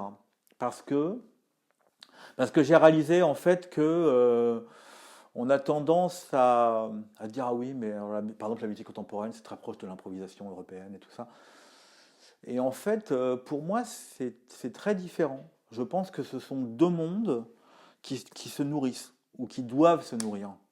Je pense que c'est deux mondes qui doivent se nourrir, mais qu'en fait, c'est quand même différent. C'est-à-dire que si je fais un concert complètement improvisé en duo avec quelqu'un, eh ben, ça crée une musique. Ça crée une musique qui ne peut exister que de cette manière-là, qui ne peut exister que de manière improvisée. C'est de la musique improvisée, elle peut exister que comme ça. Et on peut arriver à une musique magnifique, magnifique, qui ne peut exister qu'en étant improvisée. Aucun compositeur va écrire ça. Parce qu'on l'a fait dans cet instant. De la même manière, le compositeur, lui, ce qu'il va écrire, on va pas l'improviser. On va pas l'improviser comme ça. On va pas avoir cette espèce de recul d'écriture. On va pas le faire de la même manière en improvisant. Donc, donc c'est pour ça que moi je trouve ça passionnant de voir que dans cette notion d'exploration, que si j'improvise, je vais aller explorer, je vais aller chercher plein de zones, je vais aller chercher plein de zones de mon instrument, je vais aller explorer un tas de trucs, je fais ça, donc j'ai passé ma vie à ça, à explorer, à chercher un tas de trucs, mais et donc, je vais trouver par l'improvisation un tas de choses que la composition, que les compositeurs n'ont pas fait, donc qui est unique parce que c'est improvisé. Mais il y a des compositeurs, il y a un tas de compositeurs par contre qui ont découvert, sans être violoncelliste, un tas de trucs sur le violoncelle, qui ont ouvert des portes énormes et que moi, je n'avais pas pensé. Je sais pas, les strophes. Dutilleux, je trouve, il y a un tas de choses instrumentales dans cette pièce-là, qui en effet, il y a des choses qui se rapprochent, par exemple, de modes de jeu ou de phrases qu'on pourrait jouer dans la musique improvisée, mais on l'a pas fait comme ça. Et donc, il y a d'autres choses, par contre, qu'on n'a pas joué du tout. Et donc, je me dis, peut-être qu'en travaillant ça, sans forcément me dire je vais en faire ma nouvelle carrière et je vais faire des concerts avec, je n'aurai peut-être pas cette prétention, mais par contre il y a un tas d'éléments que je vais utiliser. Ils vont être pas, par exemple là je vois les 7 papillons, les 7 papillons c'est pareil, il y a quand même toute cette espèce de matière quasi électronique, euh, mais jouer au violoncelle, il y a un tas de choses où dans l'improvisation on a pu se rapprocher, d'aller chercher des choses comme ça, notamment avec ces jeux sur les harmoniques, mais enfin pas forcément aussi loin et et je pense que dans l'improvisation, on va aussi aller sur une forme de dramaturgie, une certaine forme de dramaturgie parce qu'on construit un concert, parce que c'est du temps qui se délie sur longtemps, etc. On va chercher toute une dramaturgie qui va faire qu'on va peut-être pas être aussi précis dans cette recherche que sur des pièces comme ça qui sont des miniatures. Donc je sais pas, parce que je vois la partition en face de moi, mais tout d'un coup, ça me fait, voilà, c'est typiquement quelqu'un euh, qui va ouvrir un champ, qui va développer un langage instrumental et un langage musical dont j'ai envie de connaître tout ça aussi pour pouvoir après l'utiliser. Et maintenant, si je vais plus loin dans mon raisonnement, euh, d'une certaine manière, je pense que je dois aussi être capable de me nourrir de pièces beaucoup plus classiques, évidemment, à commencer par les suites, mais aussi les sonates de Brahms ou que sais-je. Enfin bon, voilà, je pense que la manière de faire ce lien, c'est vraiment ça. Et c'est vrai que tu sais qu'on est, je suis très proche, et puis aussi grâce avec les ateliers du violoncelle, je suis très proche d'Éric Maria Couturier, mais aussi à sa manière de Noémie Boutin, qui elle aussi est une exploratrice d'une autre manière. Mais c'est vrai que c'est ce qui m'intéresse aussi par exemple, à jouer en duo avec Eric Maria, c'est vraiment ça. C'est-à-dire il y a des endroits de l'improvisation où il va, auxquels moi, avec mon background de musicien de jazz, de musicien improvisateur, de cette scène du jazz improvisé européen, bah, je serais peut-être pas allé là. Et donc on a cette espèce de nourriture qu'on se fournit. C'est une espèce de petit challenge amical qu'on se fait, en fait, de se provoquer, en fait. C'est le mot qui me vient à l'esprit quand je me souviens d'une vidéo que j'ai vue de vous deux sur Instagram, je crois. C'est assez incroyable ce que vous faites. On dirait une joute, ça te tient en haleine.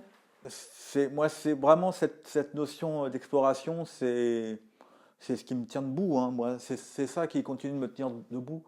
Et c'est vrai que, bon, je sais que ça en fait rire certains, mais c'est vrai que je travaille beaucoup, en fait. Moi, je travaille beaucoup mon instrument.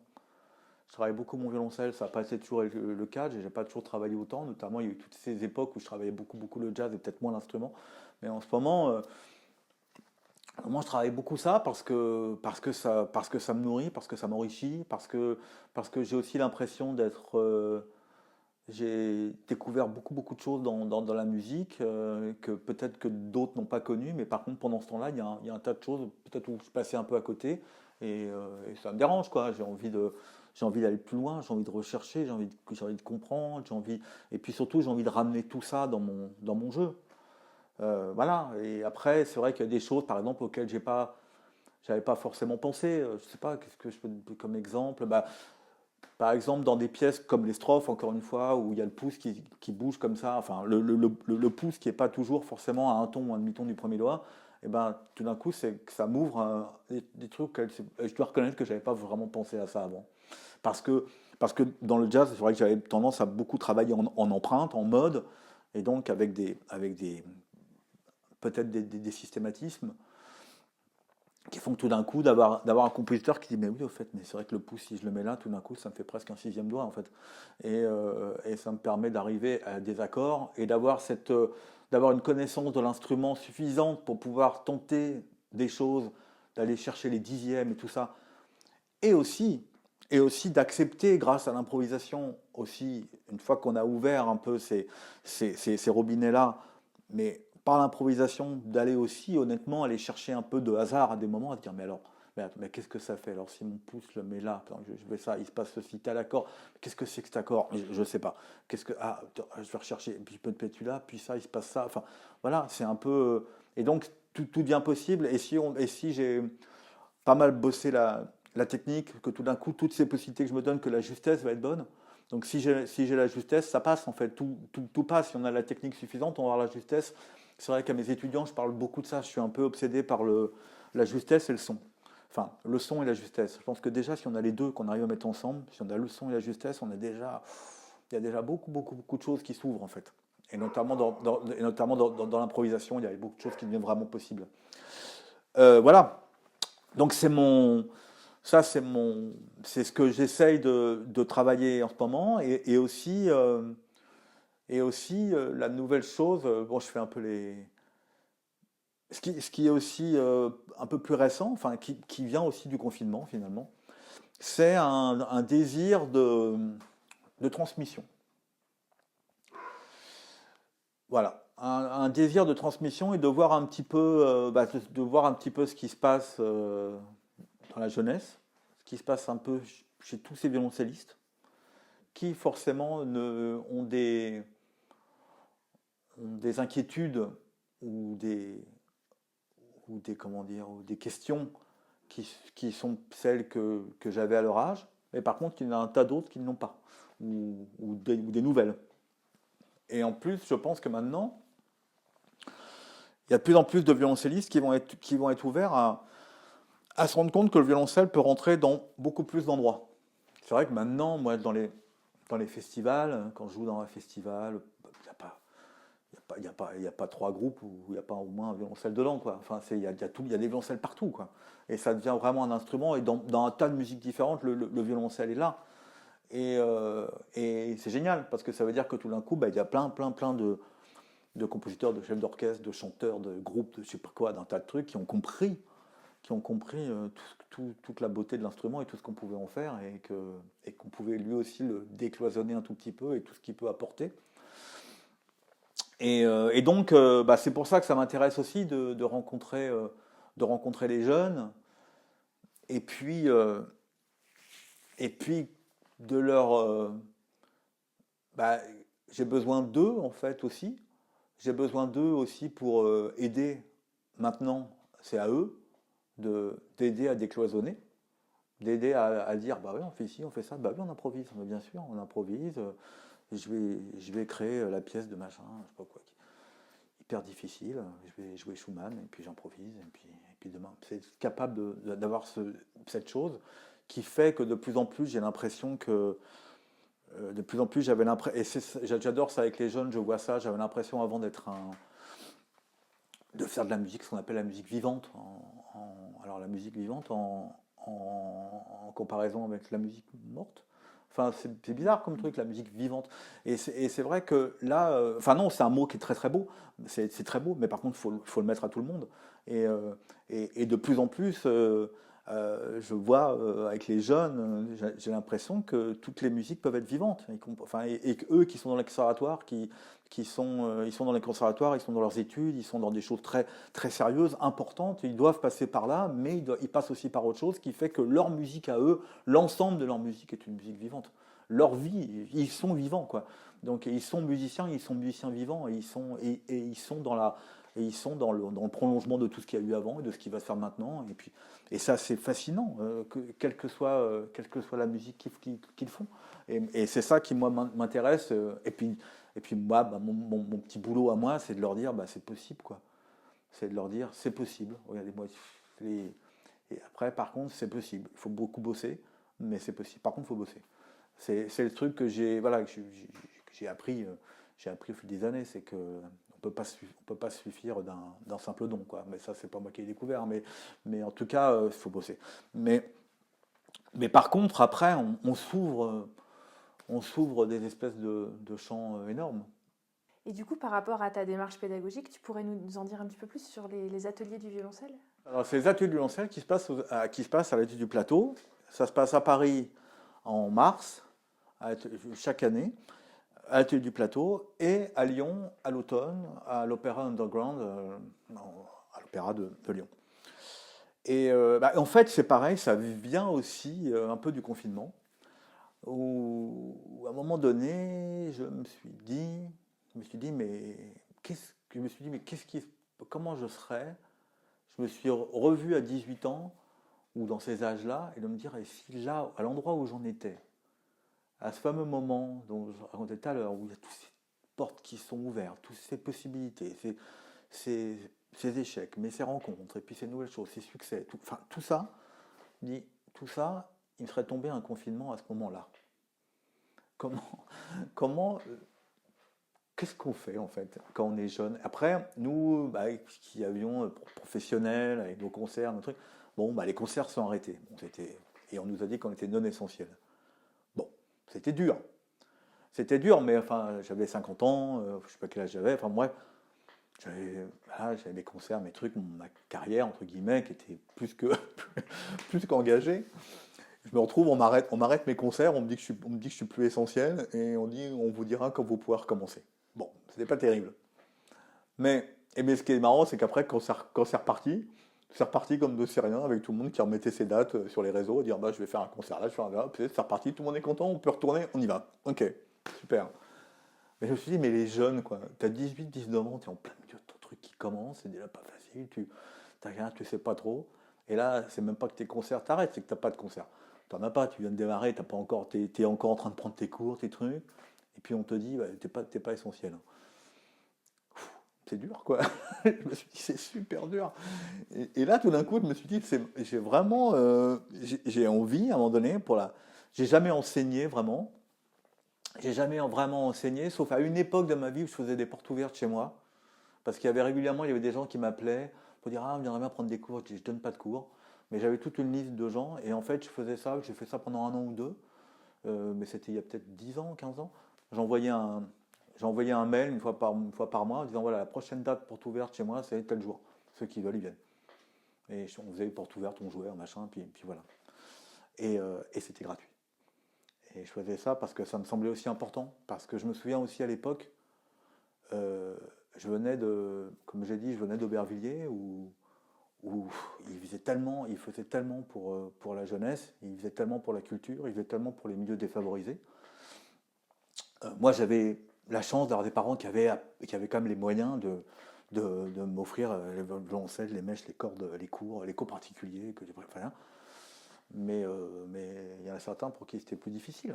Et je me suis dit, et puis là, pareil, on a 18 ans, 19, on commence, on n'a pas d'argent, il faut commencer à les payer des cours pour les rencontrer, machin, bidule.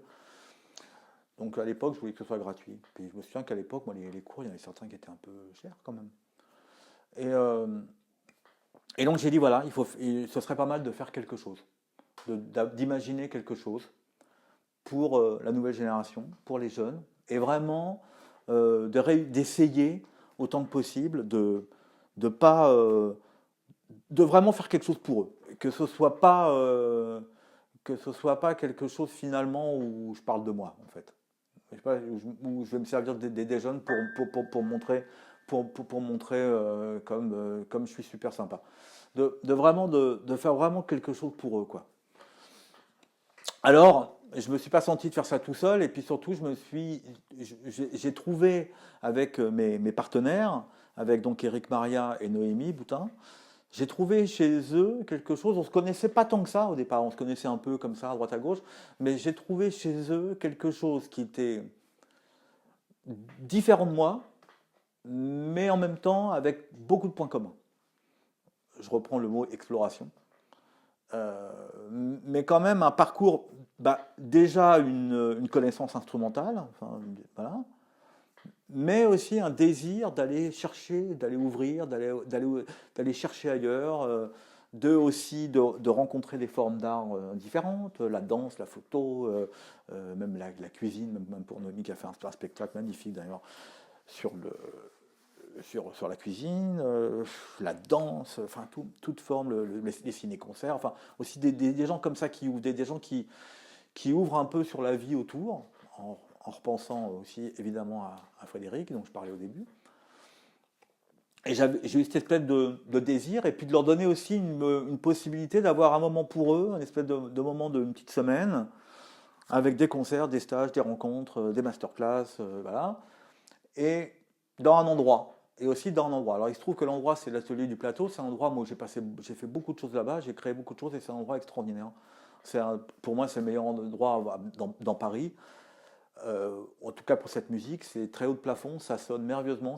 C'est pour jouer du violoncelle, c'est génial. Pour moi, c'était vraiment important de pouvoir ramener les jeunes dans l'endroit qui sonne, de pas aller, parce que j'ai déjà vu des endroits où on arrive professionnel, habitué, on joue là, on fait c'est dur. Mais alors quelqu'un qui commence, qui est dans ses premiers concerts, qui se retrouve tout de suite dans des conditions où ça sonne tellement pas, c'est pas possible, quoi. Donc d'avoir un endroit comme ça, d'avoir un endroit, l'atelier du plateau, c'est un endroit un peu alternatif, un peu différent, mais c'est aussi un endroit qui a le bar, la cuisine, les bureaux, tout est dans la même pièce, donc tout le monde se rencontre. Dès que le concert est fini, ça se lève et les gens, hop, ça discute, ça se rencontre, c'est pas chacun dans sa loge ou dans... Voilà. C'est vraiment un moment de partage. On a gardé ce mot atelier, parce que j'aime bien dans le mot atelier ce côté on fabrique, on passe une semaine, on retrousse les manches, on fabrique quelque chose ensemble, on cherche, on travaille ensemble. Évidemment, c'est des masterclass, donc ce que ça veut dire d'une masterclass, c'est quand même, on essaye, chacun de nous trois, à chaque fois qu'on a un nouvel élève qui arrive, moi la question, et je sais qu'on se pose tous les trois la même, c'est, tu as 1 heure, qu'est-ce que tu peux lui apporter? Qu'est-ce que tu peux vraiment lui apporter? Qu'est-ce qui va faire que pour lui, essaye qu'il y ait un avant, un après. Essaye qu'il se passe quelque chose pour 1 heure. Qu'est-ce que vraiment, sincèrement, tu peux lui amener? C'est-à-dire que, et de sortir de ce côté masterclass qu'on voit parfois où on sent que, c'est un peu, c'est public, mais c'est pas un numéro, mais on vient quand même voir un prof expliquer la vie, quoi. Et là, d'aller dire, allez, on n'est pas là pour ça, on va vraiment chercher. Je suis pas là pour faire une blague et que tout le monde va rigoler. Enfin, c'est pas un élève qui a un faire-valoir. On va chercher un truc ensemble. On va essayer que, voilà. Et puis aussi, je réalise maintenant que sur la semaine aussi, que tout est gratuit pour eux, les concerts. Donc, je me dis, une semaine de concert, forcément, il se passe quelque chose. Et puis aussi les autres masterclass. C'est-à-dire qu'il y a celle que tu prends, mais tu as aussi celle que tu prendras demain, puisqu'il y a 2 masterclass, et puis celle à laquelle tu vas assister.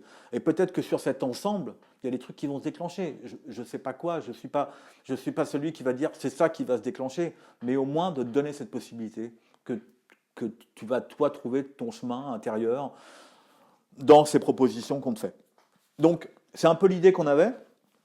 Et j'en ai parlé, donc c'est moi qui ai déclenché les choses en appelant Noémie et Eric Maria, et qui tout de suite ont réagi qui ont positivement, et en disant chacun à leur manière, ah ouais, ouais, il y a un truc à faire. Il y a en effet, il y a quelque chose de différent à proposer, qui n'est pas, qui ne dénigre pas le reste, mais on a peut-être autre chose à montrer. On a peut-être quelque chose d'autre à proposer à ces étudiants. Et c'est comme ça. Donc il y a cette semaine. Et puis après, il y a plein d'idées qui sont arrivées, autres que ça. Et ça a été aussi de se dire, il nous faut un parrain et on va commander une pièce. Il faut enrichir le répertoire pour violoncelle seul. Et on va enrichir le répertoire de pièces écrites par des violoncellistes. Par des violoncellistes qui seraient d'accord pour le moment, on n'a que des gens qui ont déjà composé. À savoir, le premier, c'était Raphaël Merlin, qui est aussi compositeur, qui a écrit une pièce magnifique pour violoncelle, qui s'appelle Beans. Et puis c'est Atsushi Sakai, ensuite, qui a écrit une pièce qui s'appelle Bass of Doom. Voilà, et le prochain parrain qui est là. Oui, parce qu'on a créé une maison d'édition. J'ai mon éditeur partenaire qui a créé donc c'est édité, ça existe. Et ces pièces sont créées pendant les ateliers de violoncelle par des élèves, par des anciens élèves, par des anciens stagiaires à qui on propose pour une première fois, la première fois, l'expérience de créer la pièce d'un compositeur avec le compositeur. Et c'est la première fois qu'ils créent ça. Alors ils peuvent être encadrés, ils peuvent être aidés soit par le compositeur, soit par l'un de nous. Donc il y a cette démarche-là. On propose aussi à certains élèves qu'on sent prêt à ça, ou qu'on sent une espèce d'appétence à la création.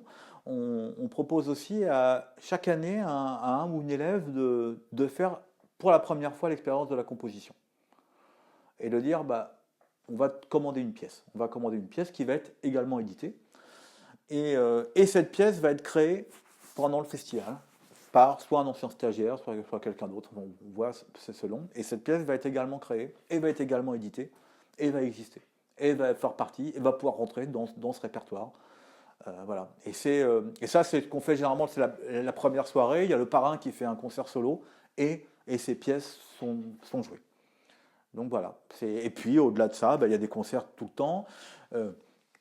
On a ouvert aussi, on ouvre une petite brèche aussi sur l'importance d'avoir une relation avec un luthier et avec un archetier. Et c'est comme ça qu'on est en partenariat avec le CLAC, un collectif de luthiers et d'archetiers contemporains, qui sont des luthiers archetiers très actifs, qui sont dans toute la France et qui ont un endroit à Paris où ils se retrouvent et où ils font venir tous les instruments d'un peu partout. Et à chaque fois, on organise une rencontre avec le CLAC où les étudiants vont pouvoir discuter avec eux, peut-être se rendre compte à quel point leurs instruments, au pluriel avec l'archet, sont importants, à quel point avoir une relation avec un luthier, comprendre sur l'instrument et nouer une vraie relation, un échange, une recherche aussi, une exploration aussi de ce côté-là, ça peut être important. Et puis aussi, c'est vrai que moi j'ai une passion pour les archets, pour l'archéterie en général, ancienne et contemporaine. Mais l'idée, c'est aussi de montrer aux jeunes, de leur dire, s'ils ne le savent pas encore, à quel point un archet peut leur changer la vie. Et à quel point c'est important. Et à quel point, parfois, j'ai vu arriver des élèves avec des archets, tant la qualité que l'état, c'est pas possible, quoi. C'est injouable. et de comprendre à quel point ça peut vraiment leur changer la vie, à quel point un archet, c'est vraiment le prolongement de son bras, et donc à quel point ça peut vraiment complètement changer, à quel point ça peut aussi donner envie. Moi, je sais que j'ai certains archets, notamment un qui me donne envie tous les matins de le retrouver, de le reprendre et de retrouver cette sensation-là. Donc, de leur donner cette envie-là et de leur faire comprendre aussi une chose essentielle, qui est que au lieu de éventuellement fantasmer sur des archets historiques que peut-être jamais ils pourront avoir, que l'archéterie contemporaine permet de trouver des archets extraordinaires pour des prix chers, mais beaucoup plus abordables. Et pour moi, ça me semble très important. Donc, ce qu'on fait, en fait, on a cette petite, on monte une petite fondation où, en fait, avec les ateliers du Violoncelle, chaque année, on fait une sélection d'archets. Le CLAC fait venir des archets d'un peu partout en France et on fait une séance d'essai avec Eric Maria et Noémie à l'aveugle à l'écoute et à l'aveugle au jeu, pour dire, on choisit tous les trois, chaque année, un archet. Et en se disant, si cet archet, tant à l'écoute, tant au jeu, a plu aux trois, ça doit être pas mal. Et on l'achète. Et on en fait l'acquisition. Et donc on a cette petite collection d'archets qui existe. Et ces archets sont destinés au prêt à nos stagiaires. Et on leur prête pour des périodes de 3 mois renouvelables.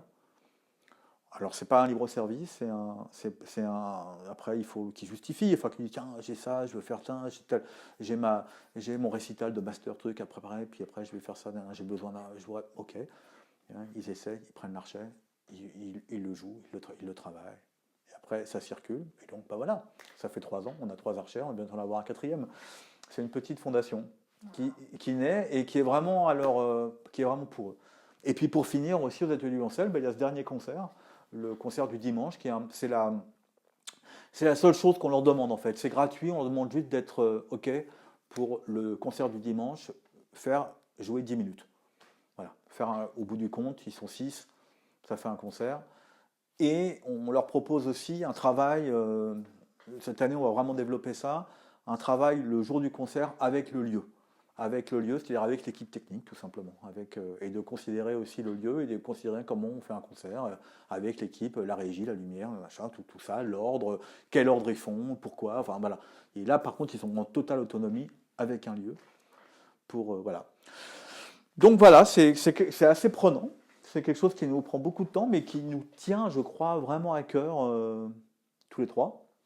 Et qu'on développe. Malheureusement, on n'a pas beaucoup de place. À chaque fois, c'est des groupes de 6, mais c'est comme ça.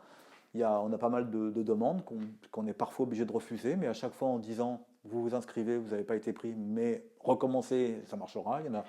On a des élèves qui sont présentés 2 ou 3 fois et qui cette année l'ont fait. Enfin voilà. Et c'est toujours, en tout cas, c'est toujours intéressant, c'est toujours enrichissant. Et voilà, en tout cas, ça correspond. Comment dire, c'est complètement lié à mon envie et à notre envie, je crois, à tous les trois.